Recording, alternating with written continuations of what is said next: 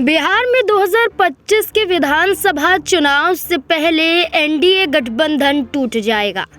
NDA गठबंधन की मजबूती को कमजोर करने का काम भारतीय जनता पार्टी के सहयोगी दल ही कर रहे हैं।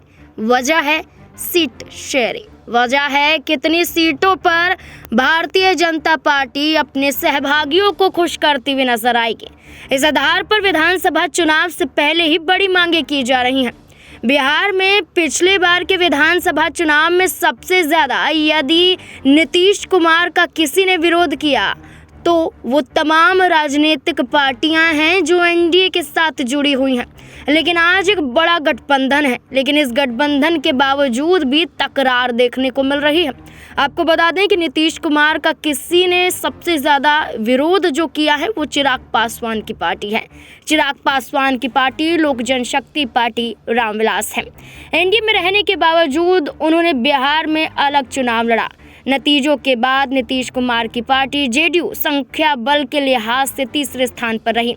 राजनीतिक विश्लेषकों को लेकर अगर कहा जाए कि वो क्या जानकारी देते हैं तो उनका कहना है कि चिराग के कारण जेडीयू को हर विधानसभा में काफ़ी नुकसान हुआ है। अब 2025 में विधानसभा चुनाव होने जा रहे हैं, लेकिन अब की बार चिराग पासवान की पार्टी के तेवर बदल गए हैं। अब केंद्रीय मंत्री चिराग पासवान ने नेतृत्व वाली लोक जनशक्ति पार्टी रामविलास को कहा है कि वे 2025 का विधानसभा चुनाव नेशनल डेमोक्रेटिक अलायंस यानी कि इंडिया के बैनर तले और मुख्यमंत्री नीतीश कुमार के नेतृत्व में लड़ेगी। लोजपा ने पटना में आयोजित अपनी राज्य संसदीय बोर्ड की बैठक में इस संबंध में एक प्रस्ताव भी पारित किया है। सवाल उठता है कि ऐसा क्या हुआ कि नीतीश का धुर विरोध करने वाले चिराग पासवान के तेवर बदल गए हैं। इसका जवाब यह है कि इस बार के लोकसभा चुनाव में बीजेपी की सीटों की संख्या लोकसभा में कम हो गई। यूपी में सपा और कांग्रेस के नेतृत्व वाले इंडिया गठबंधन से वो पिछड़ गई।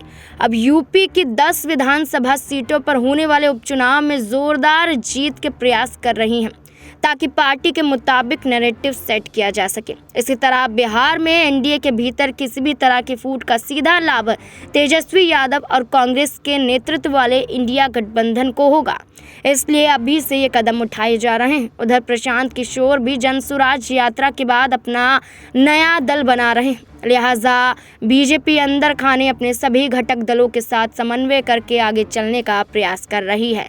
अब इस बीच में एक बड़ा बयान दिया गया है। अब देखना होगा ये बयान क्या बिहार की राजनीति में नीतीश कुमार को फायदा पहुंचा पाएगा या फिर नहीं।